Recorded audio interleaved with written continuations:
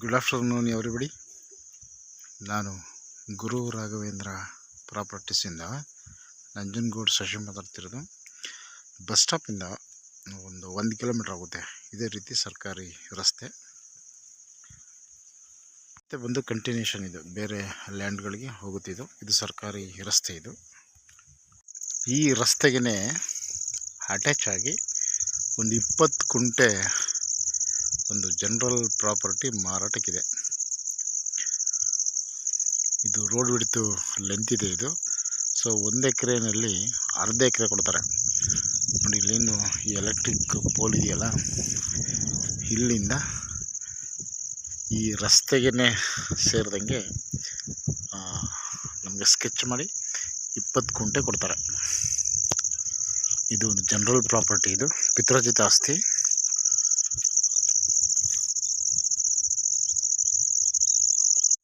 ಅಲ್ಲಿ ಒಂದು ಮೂಲೆಯಲ್ಲಿ ಕಂಬ ಇದೆಯಲ್ಲ, ಅಲ್ಲಿಂದ ಈ ಕಂಬ 2 ಕಂಬ ಪ್ಲಸ್ ಇಲ್ಲಿ ತನಕ ಬರಬಹುದು 20 ಕುಂಟೆ, ಅರ್ಧ ಭಾಗ. ಸೊ ಇದು ಒಂದು ಜನರಲ್ ಪ್ರಾಪರ್ಟಿ. ಬಸ್ ಸ್ಟಾಪ್ಗೆ 1 ಕಿಲೋಮೀಟ್ರ್ ಆಗುತ್ತೆ. ಇದು ಸ್ಕೆಚ್ ಆಗಬೇಕಿದು. ಒಂದು 2 ತಿಂಗಳು ಕಾಲಾವಕಾಶ ಬೇಕಾಗುತ್ತೆ ಇದಕ್ಕೆ. ಫಸ್ಟ್ ಅಗ್ರಿಮೆಂಟ್ ಮಾಡಿ ದೆನ್ ಸ್ಕೆಚ್ಗೆ ಹೋಗ್ಬೇಕಾಗುತ್ತೆ. ಆ ನಂತರ ರಿಜಿಸ್ಟ್ರೇಷನ್. ಇದು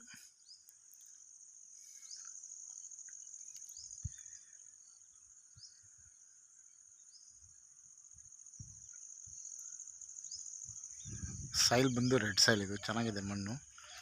ಸೊ ಇದು ಒಂದು ಮೈಕ್ರೋ ಲ್ಯಾಂಡ್ ಆದ್ದರಿಂದ ಸೊ ಯಾರಾದರೂ ಒಂದು ಸಣ್ಣ ಫಾರ್ಮ್ ಹೌಸ್ ಮಾಡ್ಕೊಳ್ಳಿಕ್ಕೆ ಚೆನ್ನಾಗಿದೆ.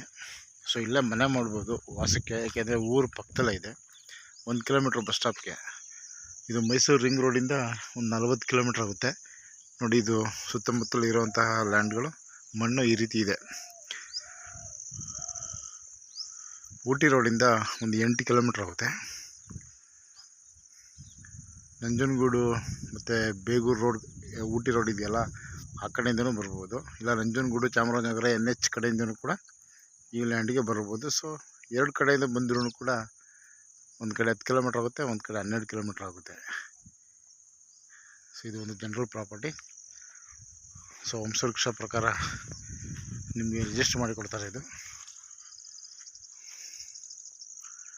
Okay, thanks for watching.